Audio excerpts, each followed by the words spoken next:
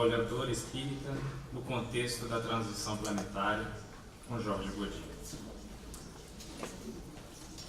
Jorge Godinho Barreto Neri é, desde março de 2014, presidente da Federação Espírita Brasileira, onde tem atuado em várias funções há mais de 30 anos. Realizou palestras e seminários em casas espíritas no Brasil, América do Norte e Europa. Coordenou e dirigiu a GRAAPA, Grupo de Apoio e Assistência aos Povos da África, de 2009 a 2012, na FEB. Participou do movimento espírita nos Estados Unidos nos anos de 1998 a 2000, em Washington e Baltimore, e da Suíça, entre 2012 e 2014, onde implantou o estudo e educação da mediunidade, bem como o estudo aprofundado da doutrina espírita. É também tenente brigadeiro do ar, aposentado pela Força Aérea Brasileira, tendo percorrido todos os postos durante 48 anos de serviço prestados no Brasil. É você, Jorge.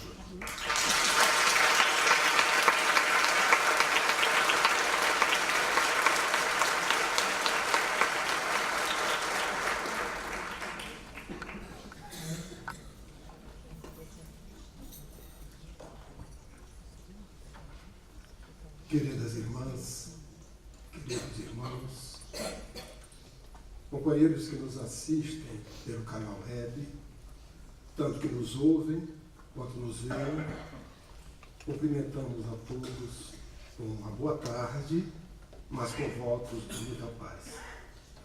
Nós gostaríamos de que este tempo disponível, com o tema que está à nossa disposição para conversarmos, que não considerássemos uma palestra.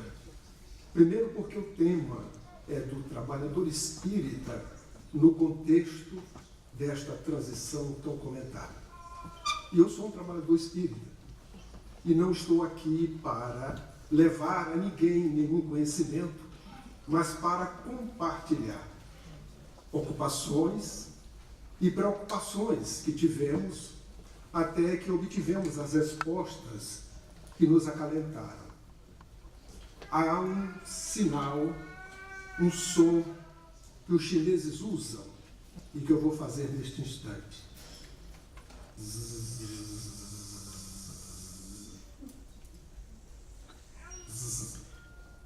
Sabe de que som é esse? É o da abelha. A abelha, quando procura o pólen, ela fica até o momento em que encontra o pólen. A partir dela faz silêncio, se alimenta do que é necessário e depois só faz um único voo destino à colmeia. Quando nós estamos preocupados com alguma coisa, naturalmente há questões e nós necessitamos de respostas. E as nossas reflexões sobre o trabalhador espírita no contexto que nós estamos vivendo foram inicialmente algumas questões que nós iremos trazer para compartilhar com todos nós que somos trabalhadores. A primeira dela, será que eu, como trabalhador espírita, eu tenho a real noção do contexto que nós estamos vivendo, falando-se de transição planetária?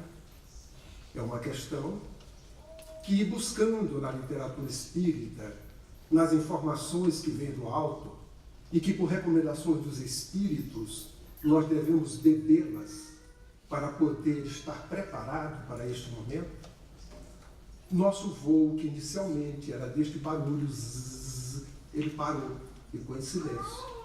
E a partir daí, nós estamos tentando fazer um único voo com um único som. A segunda pergunta, será que, como trabalhador espírita, eu também tenho consciência dos compromissos que eu assumi como espírito imortal nesta presente vilegiatura? Outra questão que merece a nossa apreciação. E eu gostaria de compartilhar com todos estes questionamentos. O primeiro deles nós fomos buscar no Livro dos Espíritos, para entender o contexto que nós estamos vivendo, já que transição planetária ficou tão conhecida para nós a partir de pouco tempo. Mas os Espíritos anunciaram no Livro dos Espíritos, em Prolegômenos, nós vamos encontrar Kardec falando sobre este momento, onde ele diz assim: chegaram os tempos marcados pela providência para uma manifestação universal, abrindo uma nova era para a regeneração da humanidade.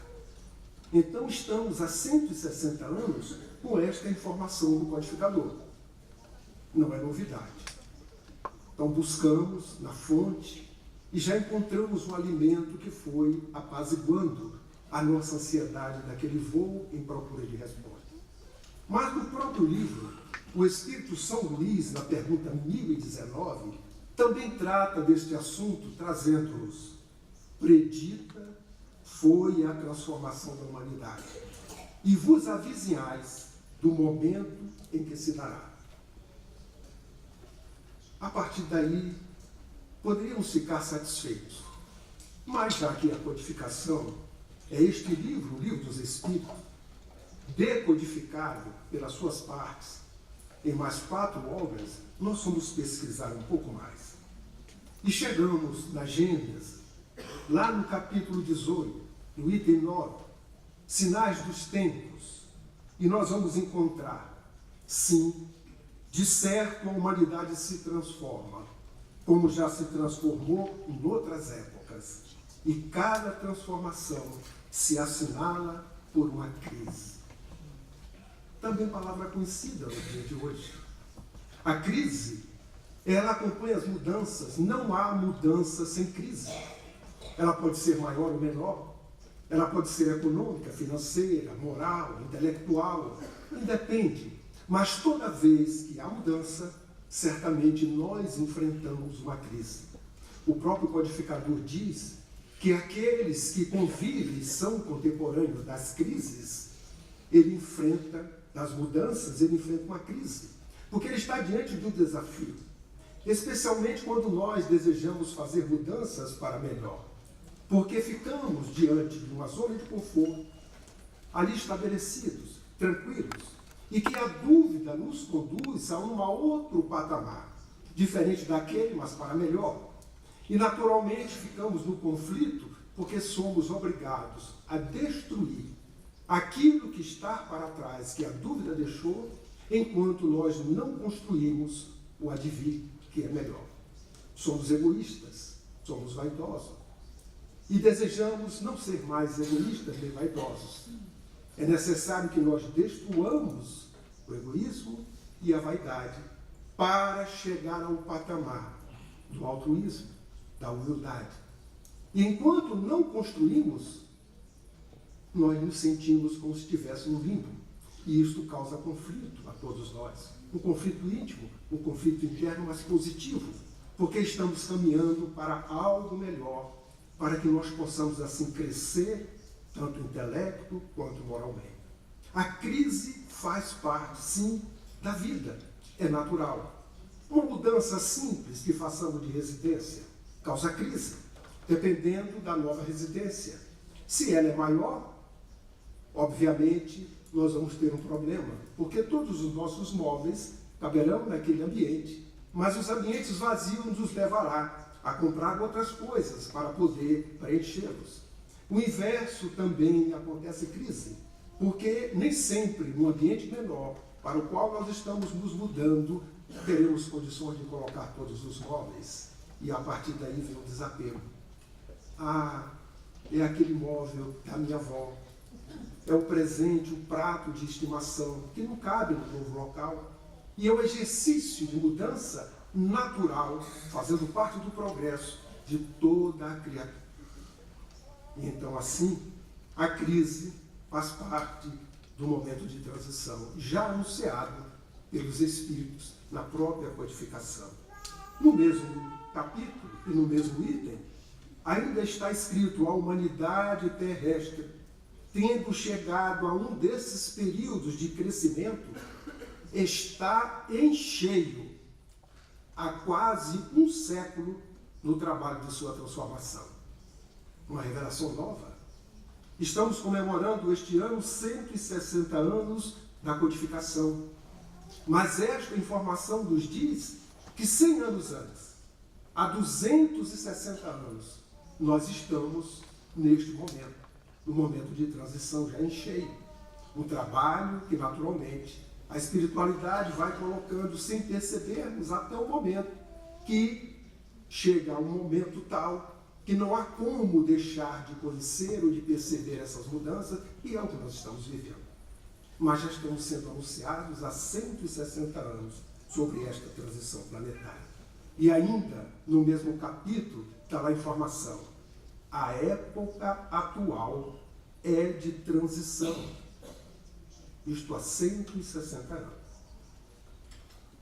Mas depois, nos estudos, nós fomos procurar nas mensagens dos benfeitores espirituais, especialmente do venerando Bezerra de Menezes, que sempre, desde o seu desencarne em 1900, vem trazendo a todos os espíritas informações para que nós possamos estudá-las, assimilá-las e, a partir daí, prosseguir neste caminho de fidelidade aos compromissos que assumimos. E Bezerra, no ano de 2004, pela psicofonia do Divaldo, ele nos fala, no momento em que tem o título, a mensagem Prosseguimento na Luta, isto no Conselho Federativo Nacional Brasileiro, na FEB, no ano de 2004. Ele diz assim: não podemos negar que este é o grande momento de transição do mundo, de provas e de expiações para o mundo de regeneração. Isso em 2004. Vejamos bem que nós estamos saindo desde o início da codificação, 1857, e ainda em 2004, cada vez mais, os Espíritos nos anunciando da proximidade deste instante. Mas nós tivemos, em 2006, também, aí pela psicografia do Divaldo, a nossa veneranda, Joana, que também nos trouxe uma mensagem que circulou pela internet, cujo nome é Transição Planetária. Uma parte dessa mensagem ela diz assim: opera-se na Terra, neste largo período, a grande transição anunciada pelas Escrituras e confirmada pelo Espiritismo. Mas nós vamos recorrer ao Evangelho. E lá no capítulo 20, no item 2, o Espírito Protetor Constantino, cujo título deste item é Os Últimos Serão os Primeiros. Guardem bem isto. Os últimos serão os primeiros. Diz-nos Constantino: bons espíritas, bem amados, sois todos obreiros da última hora. Todos nós gostamos desta informação. Mas quando analisamos a hora, ela é relativa. Mas na relatividade nossa, entendemos que a hora tem 60 minutos. Mas esses 60 minutos, ele pode se estender por 100 anos, 200 anos, 300 anos. O importante é saber quando iniciou a hora e terminou a hora. Refletindo sobre trabalhadores da última hora, uma outra questão que nos vinha. Onde nós estamos? No início da primeira hora? No início da última hora? No meio desta última hora ou no final desta última hora? É uma questão que ficava. E que, ao estudar, analisamos, mas se na codificação nos informa que 100 anos antes dela já estávamos em cheio neste processo de transição, e se esta última hora corresponde a este período, estamos comemorando 160 anos, nós estamos há 260 anos daquele primeiro período. Será que esta hora já terminou? É uma questão que ficava. E aí nós fomos pesquisando. E no ano de 2010, no dia 18 de abril daquele ano, comemorava-se 100 anos do Chico. E era o 3º Congresso Espírita Brasileiro. E a mensagem final do doutor Bezerra de Menezes. É uma mensagem que, quando ali, parei para refletir. E a questão que havia nas minhas preocupações sanou. Porque sobre essa questão eu estava igual a abelhas. Naquele momento eu parei para refletir. E eu gostaria de refletir porque verifiquei que muitos de nós, diante dessas mensagens, ouvimos. Ela nos toca. Às vezes vemos as lágrimas, mas passa porque vem outra mensagem e não paramos para refletir. E refletimos. Olha o que ele nos diz. Estamos agora em um novo período. Se é novo período, é porque o velho já não há mais. Estes dias assinalam uma data muito especial. Até agora, se dizia que a regeneração, que a provas e expiações, iria chegar para a regeneração, mas data é dia, mês e ano. É a primeira vez que eu verifico o espírito do Dr. Bezerra de Menezes, amável, cauteloso, nas suas falas, mas aquele foi incisivo. Então ele diz assim, estes dias assinalam uma data muito especial, a data da mudança do mundo de provas e expiações para o mundo de regeneração. Então, para mim, esta reflexão atendeu a minha questão. Somos trabalhadores. Da última hora, hoje, 2017, fomos. Porque, no meu entendimento, se esta data é a data considerada pelo plano espiritual de mudança, é natural que nós não estamos mais naquele período velho, por isso que é novo. Mas ele continua e diz assim, a grande noite que se abatia sobre a terra, lentamente deu lugar ao amanhecer de bênçãos. Retroceder não é mais possível. Quando o relógio passa, não dá mais para voltar ao tempo passado. À meia-noite, os dois ponteiros se cruzam. Meia-noite, os primeiros microsegundos, se assim podemos considerar dentro do segundo, já não é mais o dia anterior. Mas nenhum de nós, se nos encontrarmos nesta madrugada, logo após a meia-noite, dificilmente vamos olhar para o outro com um sorriso e dizer bom dia. Porque normalmente o bom dia nós damos quando a luz surge, quando os pássaros gorjeiam, quando a pintura natural do amanhecer desponta no horizonte com o carmim amarelo nas suas diversas cores, difícil de ser até pintado pelas mãos dos homens. Mas naquele momento, nós estamos diante já de um amanhecer que se passaram horas. Dependendo do horário, se é de verão ou não, horas já se passaram. Então, o amanhecer, logo após o ponteiro cruzar a meia-noite, ele é tão escuro quanto o dia anterior, mas já é outro dia, já é o amanhecer. Nós estamos, pelo meu entendimento singelo, diante da interpretação desta mensagem, há 7 anos na regeneração. Por isso que o Espírito Constantino, quando nos fala e intitula, os últimos serão os primeiros. Isto para mim traz uma profunda reflexão, porque espíritos que estão numa vilegiatura, encarnados, num momento de transição como este, que nasce em provas e expiações e retorna ao plano espiritual, já na regeneração, mesmo no início, é trabalhador da última e da primeira. Mas isto é importante. O mais importante é que esta encarnação para nós, ela tem um significado ímpar no nosso processo evolutivo. Não é uma encarnação igual às demais. É uma encarnação ímpar. Que precisamos saber que este contexto é um contexto de oportunidades que não podemos perdê-las.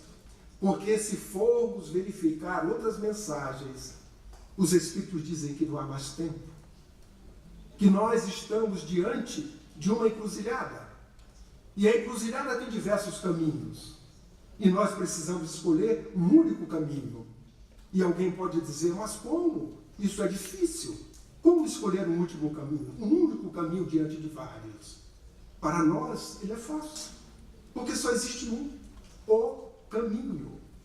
Eu sou o caminho, a verdade e a vida. Nós, espíritas, devemos pensar sobre esta encarnação nossa. É uma encarnação muito significativa. Não dá para deixar para depois.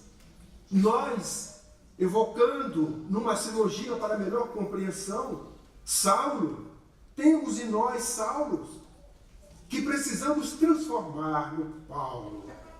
Diante deste momento, é como se nós caíssemos naquele instante, diante da luz que chegou, não nos perguntando por que me persegues, mas nos perguntando por que demoraste tanto. Porque não é a primeira vez que ouvimos falar de Jesus. Muitos de nós talvez tivemos convivido com ele, visto talvez passar ao largo, como uma personalidade falada, e não nos tocamos. Mas com certeza, a grande maioria de nós fomos tocados por Francisco. Foi aquele seu apóstolo que o imitou como ninguém jamais imitou na face da terra, Jesus. E muitos de nós fomos tocados por ele. Não há tempo mais a perder. Nós, como trabalhadores espíritas, devemos refletir sobre isto, para aproveitarmos todas as oportunidades que nos chegam, aproveitarmos melhor o tempo, diante dos convites, como já ouvimos falar aqui, para o hedonismo, para que nós possamos, assim, refletindo melhor sobre esta oportunidade do Pai, voltarmos à verdadeira pátria com a consciência tranquila. A lógica nos diz, nesta encarnação, que nasci no mundo de provas e expiações e que vou retornar já no início da regeneração, trabalhador da última hora e da primeira hora. Se eu planto provas e expiações, a lei de causa e efeito, a minha própria consciência me dirá: não tens coerência para herdar a regeneração ainda. Terás que voltar a provas e expiações ou a primitivos para poderes te ressarcir perante a lei divina. Diante disto, meus irmãos e minhas irmãs, os compromissos passaram então a me ocupar. Porque sobre o contexto, eu consegui adentrar-me nele e verificar que o momento é muito importante. E como trabalhador espírita, não posso mais pensar: se eu errar agora, a misericórdia do Pai me dará outra oportunidade. É fato, é verdade, mas as moradas do Pai são várias. Em que oportunidade eu terei e em qual habitat do Pai? Se eu quero regenerar-me e se eu desejo regeneração, estou na obrigação de plantá-la agora, para herdá-la no momento seguinte, porque o Cristo conta com todos nós para que prossigamos no seu programa de regeneração da humanidade, contar conosco no momento próprio para que possamos dar o verdadeiro testemunho, como assim ele o fez àqueles primeiros cristãos que o procuravam, com seus anseios, com suas dificuldades, mas que ele, ao olhar, recomendava que cuidasse inicialmente ou da sua família, ou dos seus problemas, mas que prosseguissem e que no momento azado, no momento correto, ele então iria exigir o verdadeiro testemunho. E testemunharam o holocausto. O holocausto da própria vida. Imaginemos nós, alguém nos perguntar: és cristão? E respondemos sim. E o nosso problema está resolvido. No dia seguinte, estando nas arenas, dilacerados os corpos pelos leões, sendo queimados na fogueira. Será se alguém nos perguntasse hoje: és espírita? e a resposta fosse sim, e estaríamos logo em seguida passando uma temporada na prisão, seja ela qual for, será que imediatamente nós responderíamos da mesma forma? Sim, sou espírita? Ou iríamos pensar? Será que eu respondo? Será que eu não respondo? E a minha família? E a minha reputação? As questões existem. O contexto é outro. 2000 anos depois. Estas perguntas nos são feitas no dia de hoje. Daí os nossos compromissos assumidos.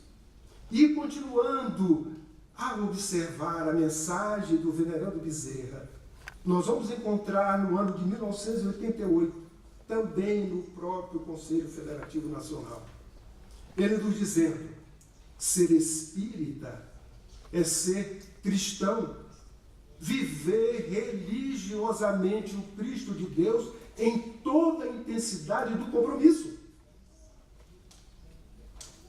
Quando observamos o codificador classificar os espíritas, ele nos fala dos pesquisadores que estão interessados no fenômeno, para estudá-los, para observá-los. Ele nos fala dos espíritas imperfeitos, aqueles que apenas têm a teoria e fica por aí.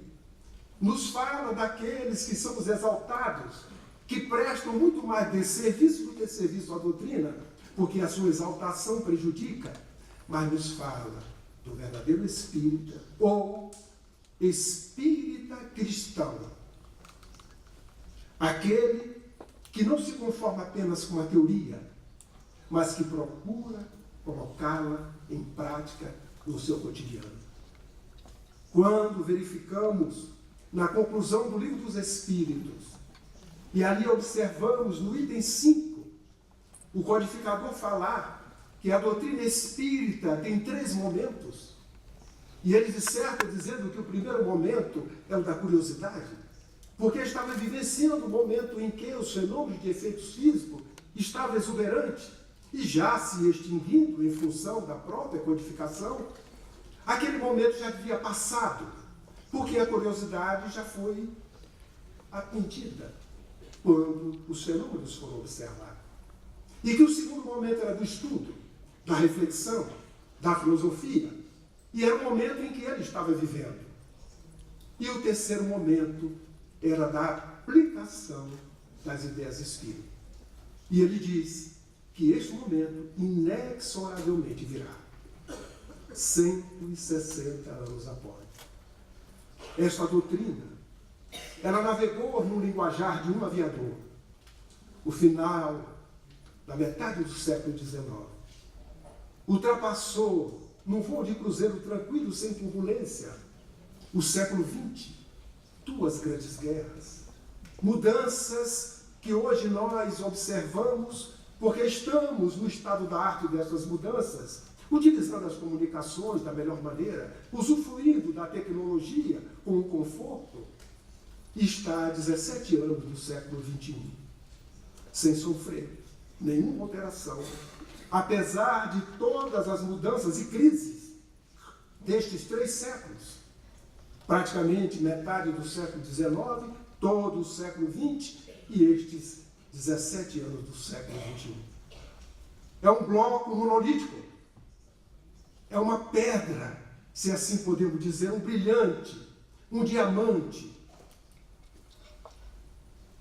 que diante de todas essas mudanças permanece um diamante. Se jogaram na lama, ao retirar, é diamante.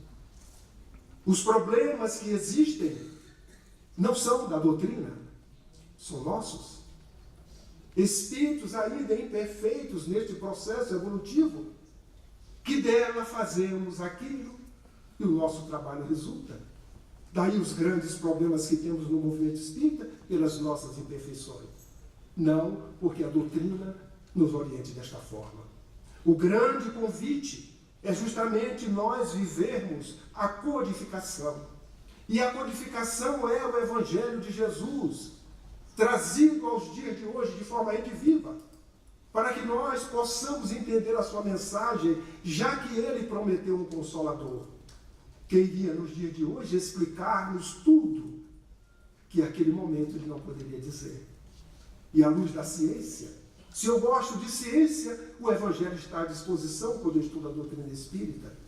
Se eu gosto de filosofia, da mesma forma, encontro perguntas, respostas para esclarecer-me. Mas se eu gosto de religião, não a religião criada pelos homens, mas o religare, a religiosidade, porque ele não criou nenhuma religião a não ser trazer-nos as leis morais, as leis divinas, os aspectos éticos morais, que é o único dos três que faz com que nós possamos progredir.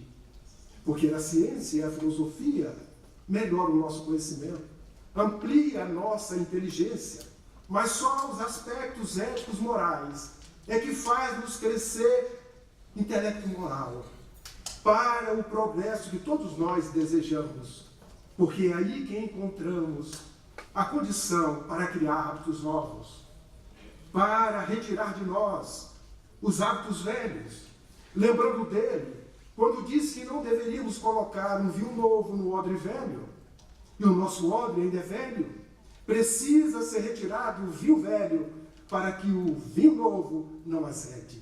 Daí os nossos conflitos, as dificuldades de sair do homem velho, para retirar as imperfeições, para chegarmos àquilo que desejamos de ser um espírito regenerado.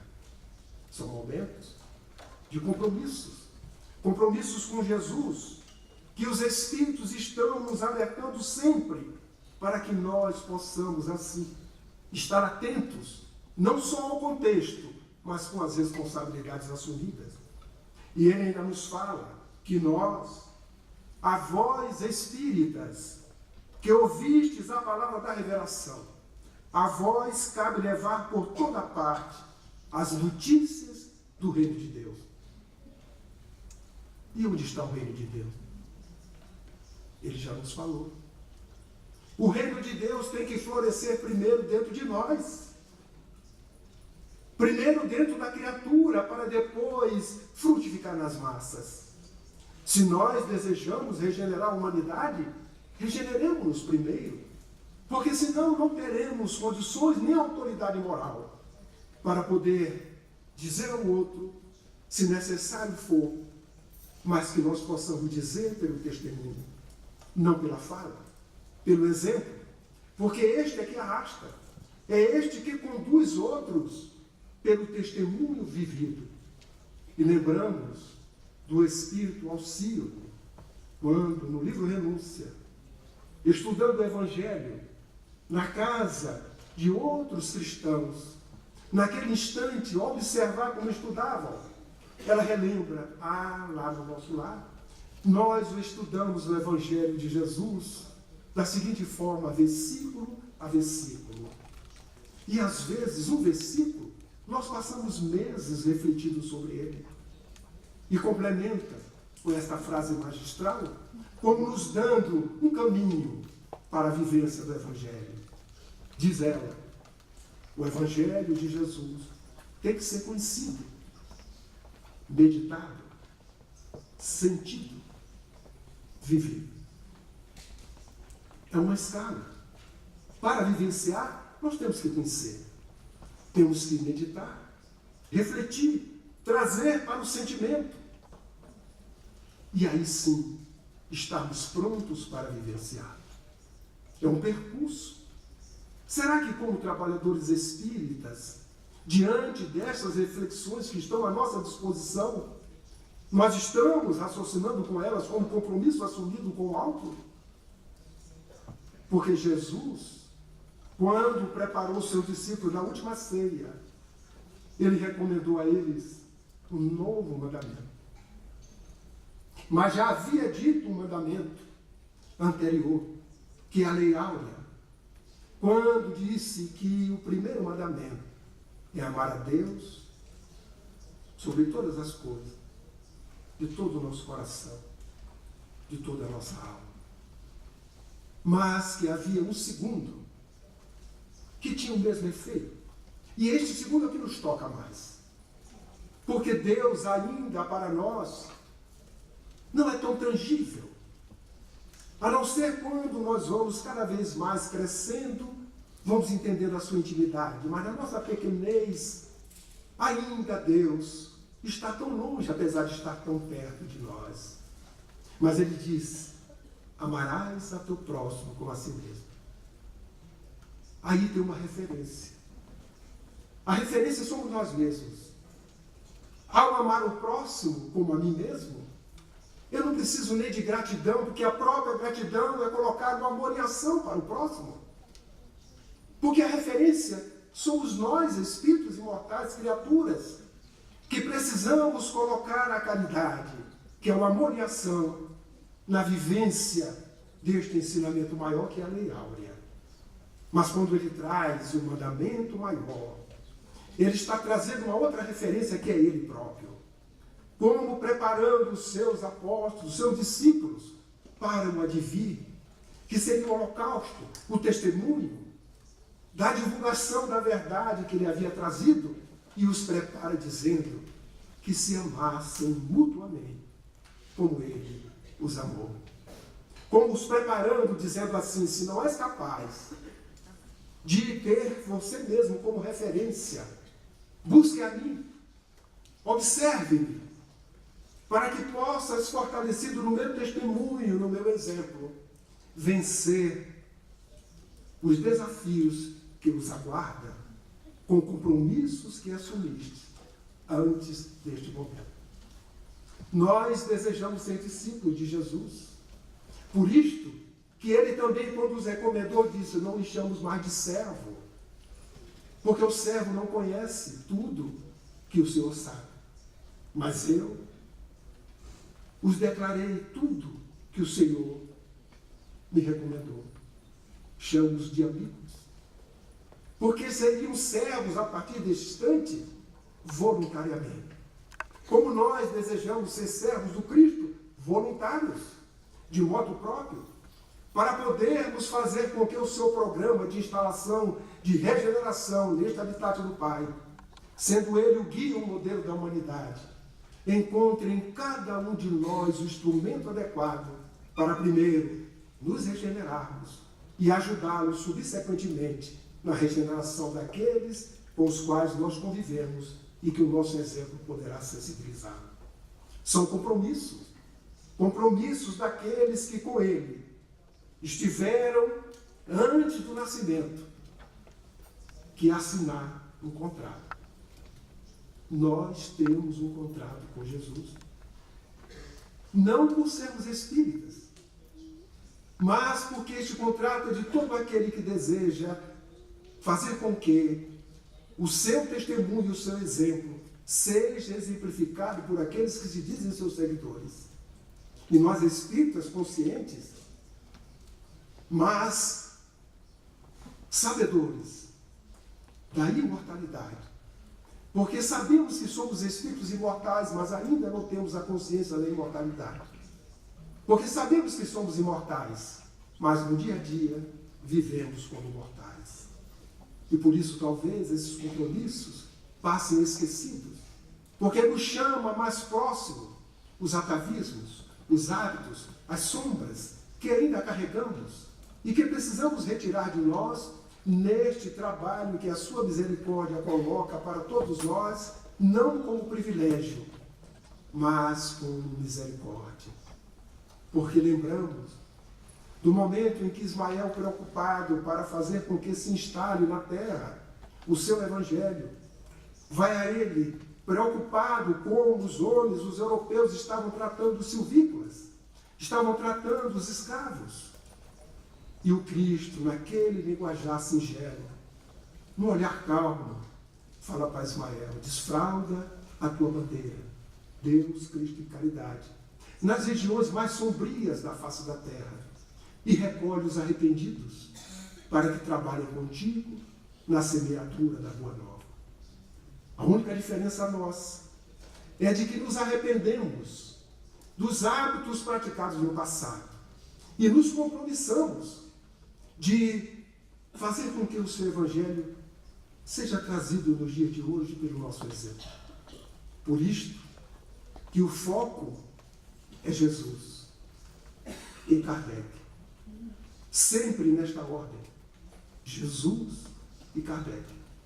Se eu fizesse uma simbologia de um lago tranquilo, jogar-se neste lago algum objeto, o primeiro impacto é o fogo. Surgem, em consequência, ondas circulares que vão se afastando do fogo. Muitas das vezes, nós, na presente vilegiatura, estamos na periferia destas ondas, fugindo do fogo, esquecendo de Jesus, esquecendo da sua mensagem, e às vezes esquecendo até de que a própria doutrina espírita, Kardec, é a chave para nós entendermos a mensagem cristã que Jesus nos trouxe. Os nossos compromissos são compromissos que nós devemos tê-los acesos no dia a dia, para que possamos viver melhor neste compromisso interno de nos auto-iluminarmos, já que a doutrina espírita veio para tornar o seu adepto melhor. Se somos espíritas e permanecemos o mesmo, devemos refletir sobre isto, porque o objetivo é nos tornar melhores a cada dia, vencer a nós mesmos. E lembramos neste momento de Paulo, evocando na epístola que ele faz aos Filipenses, lá no capítulo 3, no item 2, onde ele diz assim: guardai-vos dos cães.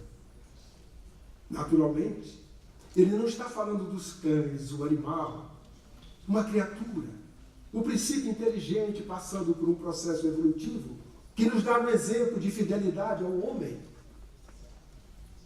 Mas ele está falando de uma forma simbólica dos cães, que são as nossas imperfeições, dos cães internos que nós possuímos, dos momentos que na vida de relação são causados porque não nos entendemos com aqueles que estão tão próximos de nós, que buscamos a dissensão, a desunião, a não compreensão.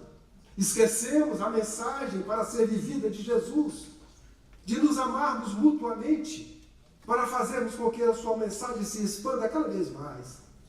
E, no entanto, os cães internos, cada vez mais, se assodam, e nós não fomos capazes, apesar de termos todo o instrumental necessário para vencermos, porque a vontade é nossa, temos certeza da imortalidade, sabemos que estamos aqui não de férias.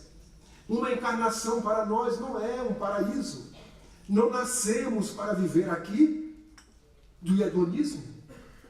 Não nascemos para apenas usufruir das coisas materiais. São instrumentos. Às vezes estamos empanados com uma sombra tão grande que negociamos com as coisas que não são nossas. Porque o que é nosso, do Espírito, 3 coisas: conhecimento, a inteligência e os valores morais. Tudo mais é do Pai.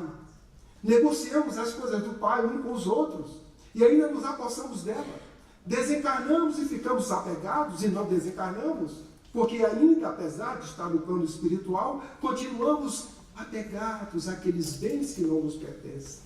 Não aprendemos que ao longo desta vilegiatura tudo é empréstimo, para que nós possamos usufruir da melhor maneira possível, como a parábola dos talentos, multiplicá-los, para que tenhamos direito a mais, porque soubemos dar conta daqueles talentos que nos foram colocados à disposição. Uma encarnação não é uma viagem para diletantismo. Uma encarnação no mundo de provas e expiações, a própria classificação já diz: provas e expiações. Muitas das vezes nós viemos só para passar por provas, porque a prova faz parte da evolução do espírito. Mas o grande problema é nós transformarmos as provas em expiações, por rebeldia, por não compreensão, por não entendimento. É necessário que façamos um exercício de obediência. Obediência às leis. Quando a Sandra, que nos falou da pergunta 614, eu gostaria de me referir da 614 a 625. Porque na 614, quando é perguntado sobre as leis naturais, os Espíritos dizem que são divinas, perenes, eterna, e que a nossa infelicidade é porque nós nos afastamos destas leis. Mais à frente, ele nos diz que nós, além de nos afastarmos, esquecemos. E pior, abandonamos. E depois vem nos trazer Jesus como guia e modelo da humanidade. Mas antes desta pergunta, cuja resposta é Jesus, ele nos fala. E Kardec pergunta, já que está escrita na nossa consciência as leis divinas, se havia necessidade de alguém relembrar. E eles respondem que a humanidade jamais deixou de ter alguém, espíritos emissários do alto, pelo próprio Cristo, para nos relembrar destas leis. E ele, Jesus, por misericórdia do Pai, é aquele Filho dileto que veio nos mostrar o exemplo do amor como nunca a humanidade havia conhecido e percebido. Presente, firme, porque antes falava-se de amor, antes também vivenciou-se o amor, mas nunca o amor da terra foi vivenciado como ele vivenciou. Para que deixaste esta marca, para que pudéssemos, ao longo dos erros, dos séculos, à proporção que os anos passam, amplia-se as nossas consciências. E ele vai crescendo cada vez mais que as nossas consciências vão sendo ampliadas, reconhecendo ele como sendo o verdadeiro modelo e guia deste exemplo maior de amor, que aguarda pacientemente, há 2000 anos, o nosso testemunho. Vivemos momentos de transição, meus irmãos e minhas irmãs, ditos difíceis, mas agora não podemos esquecer de que este é um processo de ambos os planos da vida, tanto do nosso, na dimensão de encarnado, quanto no plano do desencarnado. Aqueles espíritos que desde a época de Jesus, que não admitiam ele como Messias, porque aguardavam um rei, para que pudessem mudar o contexto da época, tirar um povo da escravidão para serem eles os governantes e a partir daí talvez escravizar os demais, porque esperavam um rei igual àqueles que tinham conhecido. Mas Jesus não veio para atender à vontade dos homens. Jesus veio nos ensinar um vencer diferente. O vencer das guerras, que após a morte de ambos os lados dos guerreiros, voltava-se o vencedor ao seu ambiente, da sua nação, e era ovacionado, com coroas, com medalhas. Venceu. E era este vencer conhecido pelo homem. Jesus veio trazer um outro tipo de vencer, não compreendido, porque era uma derrota na visão parcial, relativa e imperfeita dos encarnados. Derrota aqui para vencer, já que o reino não é deste mundo. E ele assim venceu o mundo, no seu silêncio. E estes espíritos hoje voltam às mesas mediúnicas, não mais com agressividades. Eles voltam dizendo assim: eu estou aqui nesta casa, instalado, há mais de 5 anos. E eu gostaria de dizer-lhes umas coisas. Fomos autorizados pelos mentores desta casa para aqui estar presentes. E gostaria de dizer-lhes de que alguns de vocês, que nós conhecemos, nos surpreenderam, poucos, mas a maioria nos decepcionaram.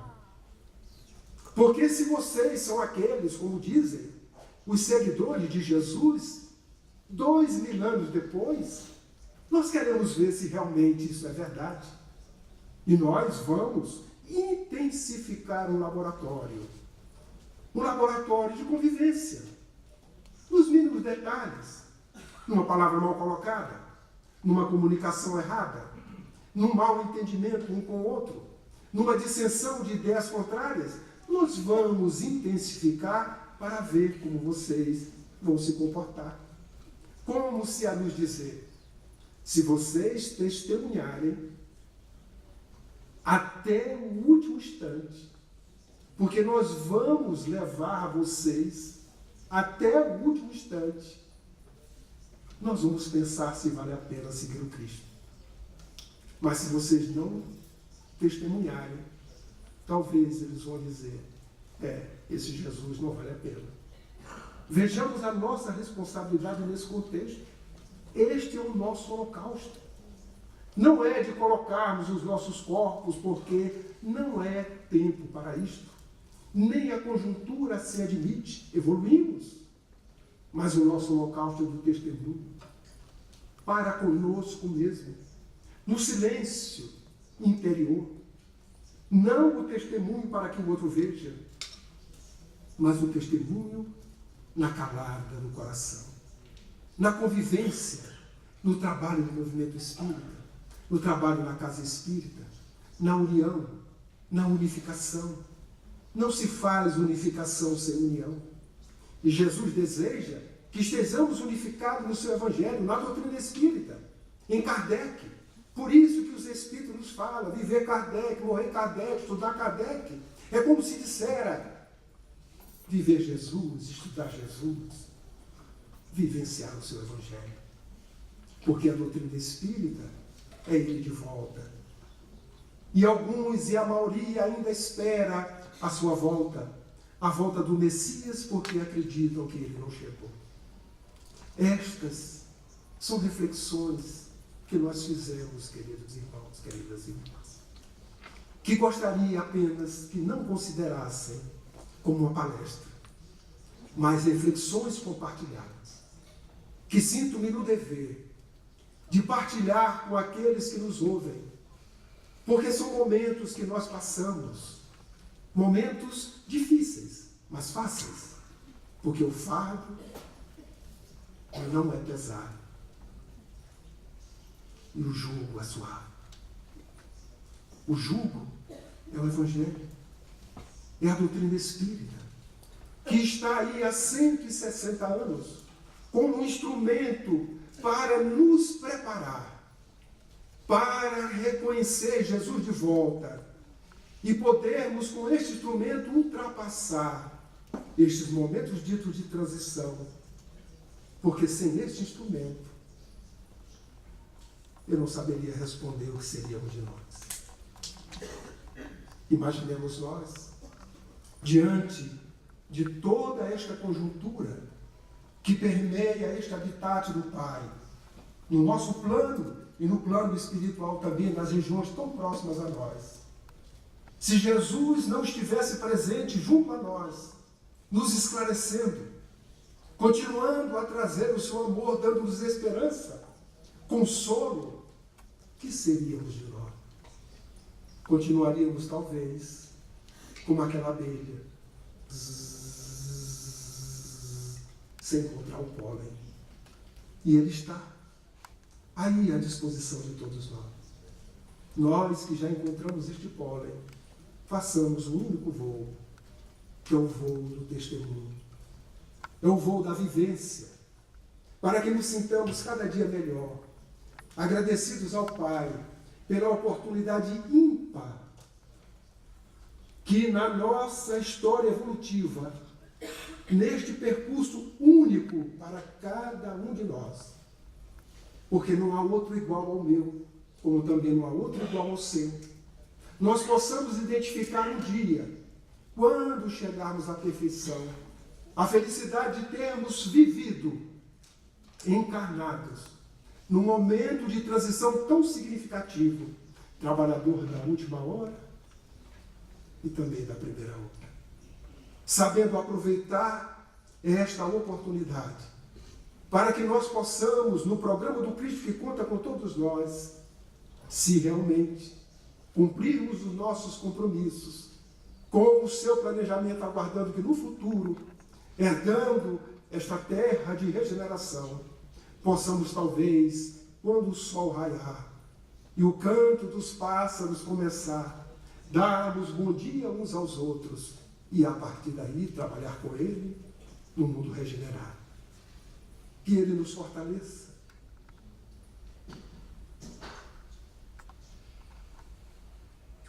Que nos dê condições de, além das reflexões, aproveitarmos os segundos, os minutos, a as horas. Não dá mais para errar. Só tem um caminho. Eu sou o caminho, a verdade e a vida. Que nós sigamos este caminho, meus irmãos. Porque ele é um, não há outro. E é fácil de identificar. Porque temos os instrumentos para poder identificar. Que Jesus nos abençoe, nos ampare, nos fortaleça. E que possamos prosseguir como seus discípulos, que assim desejamos ser, dando a Ele um grande presente, não no Natal, mas o presente de estarmos melhor a cada dia, vivenciando o seu Evangelho. Muita paz a todos.